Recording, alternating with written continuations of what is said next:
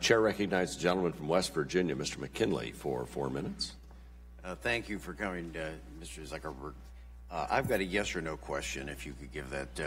Should Facebook enable illegal online pharmacies to sell drugs such as oxycodone, Percocet, Vicodin without a prescription?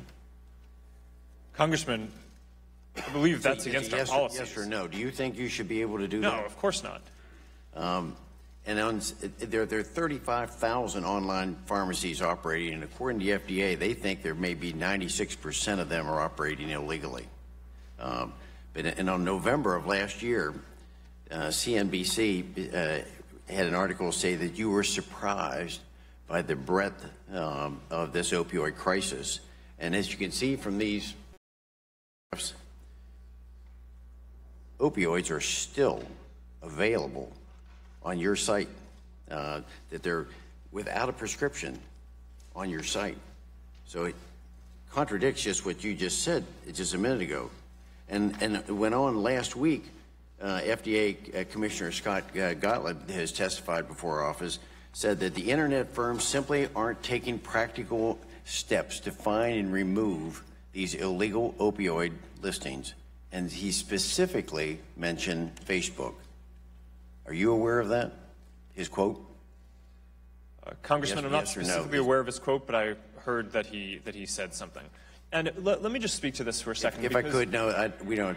So in your opening statement, and I appreciated your remark, you said it's not enough to give people a voice. We have to make sure that people aren't using it, Facebook, to hurt people.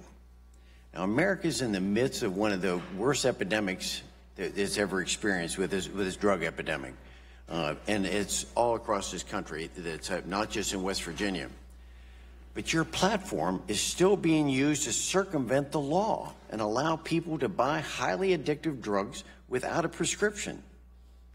You know, with all due respect, Facebook is actually enabling an illegal activity, and in so doing, you are hurting people. Would you agree with that statement? Congressman, I think that there are a number of areas of content that we need to do a better job policing on our service. Today, the primary way that content regulation works here and review is that people can share what they want openly on the service, and then if someone sees an issue, they can flag it to us, and then we will review it. Over time, we're shifting to a mode you can where find out, Mr. Zuckerberg, you know which pharmacies are operating legally and illegally, but you're still continuing to take that, allow that to be posted on Facebook, and allow people to get this scourge, this ravaging this country, is being enabled because of Facebook. So my question to you as we close on this, you've said before you were going to take down those ads, but you didn't do it. We've got statement after statement about things. You're going to take those down within days, and they haven't gone down. That, what I just put up, was just from yesterday. It's still up. So my question to you is, when are you going to take down these posts that are done with illegal digital pharmacies? When are you going to take them down? Congressman, right now, when people report the post to us, we will take them down and have people review. Why do they have to, if you've got all these 20,000 people, you know that they're up there. Where is your requirement? Where is your accountability to allow this to be occurring, this ravaging this country?